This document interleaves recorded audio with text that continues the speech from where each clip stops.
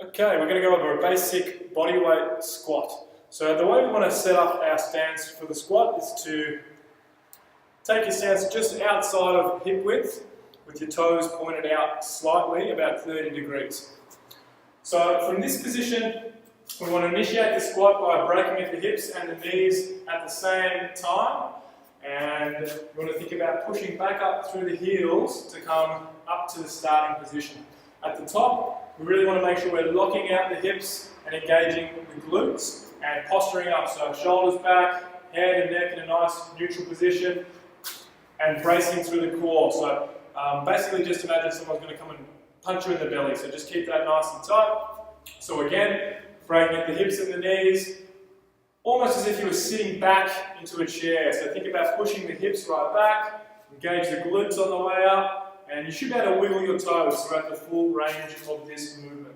Another important thing to think about is think about pushing your knees apart and dropping down in between your legs a little bit as well.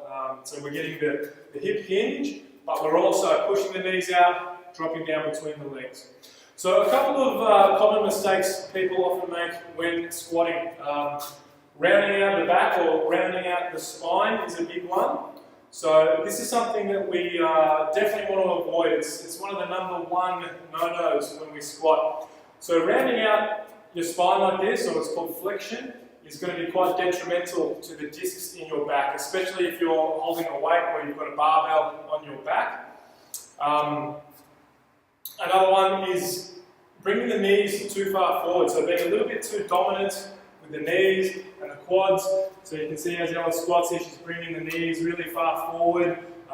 This is going to load up the knee joint a little bit too much, so it's going to lead to some niggling issues and injuries through the knee. It's going to make you overuse your quadriceps muscles a little bit too much, which is very common with a lot of females in particular. And this often goes hand in hand actually with pushing through the toes and letting the heels come off the floor. So if you're finding that your heels are coming off the floor, that might be an indication you're bringing those knees too far forward or you've got some sort of mobility issue through your ankle. Too much of a forward lean through the torso is another big one. That's pretty self-explanatory, so we want to just posture up a little bit more than that.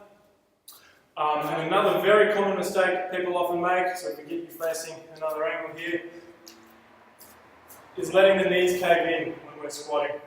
So again, think about pushing the knees out, dropping down between the legs. We definitely want to avoid the knees caving in. It's going to be detrimental to the knee joint and the hips. It's often indicative of weak or inhibited glutes or hip stabilizers, and generally it would require some sort of corrective exercise, but certainly the knees caving in is something we want to avoid.